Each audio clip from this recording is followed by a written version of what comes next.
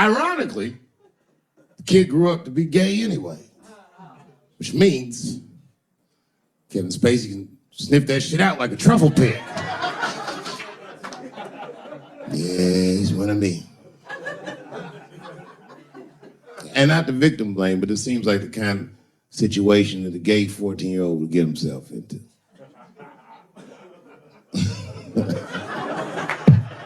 I know I didn't say that right, but it's true, nigga. Like, you know why I say that though? Because I went to an arts high school, and like, all them niggas was gay, man. Like in high school, all them dudes was gay. And them gay dudes was way more mature than the rest of us. And we didn't know why. We just knew they was mature.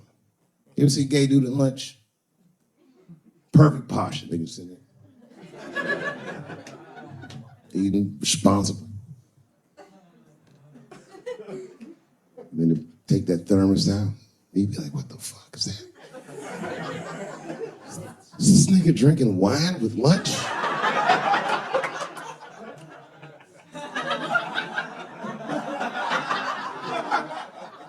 We didn't know what it was. Because we were young boys, we were just trying to figure out who we were. And we didn't realize these gay dudes was fighting to be who they knew they already were. Some impressive shit. They were fearless, the gay kids. Fucking fearless. I've never seen a scared gay dude in my life. What kind of man has no fear? You could be tied up in a hostage situation with a gay dude. Them niggas would still be like, I'm thirsty.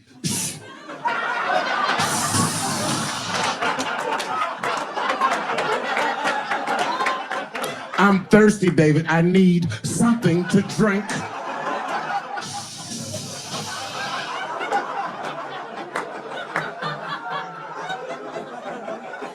Well, then shoot me. I would rather die of a bullet than dehydration, nigga. I am thirsty. I need some water.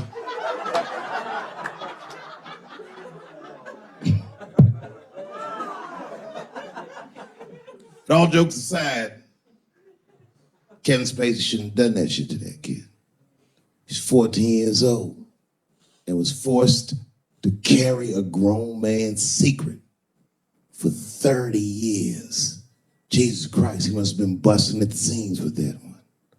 The saddest part is, if he were able to carry that secret for 6 more months, I would get to know how House of Cards ends.